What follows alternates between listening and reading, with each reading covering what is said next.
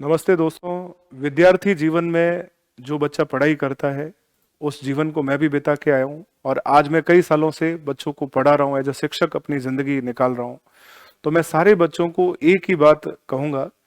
भगवत गीता में एक बात कही गई है, कर्म फलासक्ति से रहित होकर अनासक्त भाव से कर्म का संपादन करना जीवन में जरूरी है। यदि आपको मोक्ष चाहिए, यदि आप स्थिति प्रज्ञ बनना चाहते हैं, सुख दुख में समान स्थिति रखना चाहते हैं, आप स्वधर्म अपने कर्तव्यों का पालन करना चाहते हैं, जीवन में सुख आनंद प्राप्त करना चाहते हैं, तो सिर्फ आप अपने जो कर्म है उनके ऊपर फोकस करो। उसका क्या परिणाम होगा उसके बारे में सोचने की आवश्यकता नहीं है। जैसे एक जर्मन महान दार्शनिक थे जिनका नाम इमैनुअल कांट था। अब आश्चर्य करोगे, उसने व्यक्ति ने लगभग अपना पूरा जीवन 45 किलोमीटर के रेडियस में निकाला और उसने लोगों से ये कहा कि वही नैतिकता है जो देश काल परिस्थिति परिणाम और शर्त पर निर्भर नहीं करती। आज के टाइम में कोई व्यक्ति 5 रुपए का दान देता है और वो अपने आप को ये समझाने का प्रयास करता है कि वो बहुत बड़ा दानी है, बहुत बड़ा ज्ञानी है, जबकि कांट ये कहता है कि यदि आप दान देते हुए ये बताते हो कि मैंने दान दिया तो ये नैतिक कार्य नहीं है।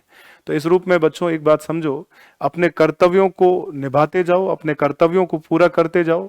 हमारे हिंदू दर्शन में, हिंदू पुरुषार्थ में, सनातन धर्म में ये बात कही गई है कि धर्म का मतलब है अपने कर्तव्यों का पालन करना और दूसरों के साथ अच्छा आचरण करना। स्वधर्म यही है। गीता में स्वधर्म की बात बहुत विस्तार से समझाई गई है। अर्जुन जब द्वंद्व में था और कृष्ण भगवान जब उसे उपदेश दे रहे थे एज ए सारथी, उनका जो अपने शिष्य के प्रति एक थीम थी, तो श्री कृष्ण भगवान ने ये कहा कि चाहे आपके सामने आपके रिश्तेदार है, चाहे पूरी दुनिया है, कौन आपका गुरु है, कौन आपका भाई है, कौन किस रूप में रिश्तेदार है, लेकिन जो आपका फर्ज है, जो आपका कर्तव्य है, वो अभी आपके लिए प्रायोरिटी है। तो आपको कर्तव्य से यदि आप विमुख होंगे तो कभी आपको जीवन में वो लक्ष्य प्राप्त नहीं होगा जो आपकी रियल गुंजाइश है।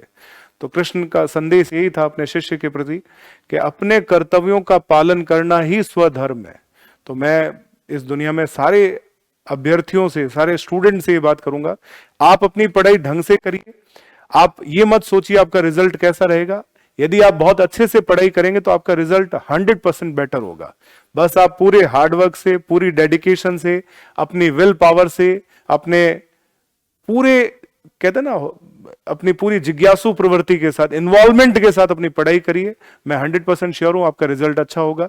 जो व्यक्ति एक समय को समझते हुए, सही प्रक्रियाओं का प्रयोग करते हुए और अच्छे कर्म करते हुए अपनी परीक्षा की तैयारी करता है, उसका रिजल्ट हमेशा अच्छा होता है। मैंने मेरे जीवन में उन बच्चों को भी देखा है जिन्होंने कहा सर एक ही सीट है और क्या मेरा सिलेक्शन होगा कि नहीं होगा। तो मैंने देखा है कि उस एक सीट पे भी मेरे उसी स्टूडेंट का सिलेक्शन हुआ जो भ्रमित था।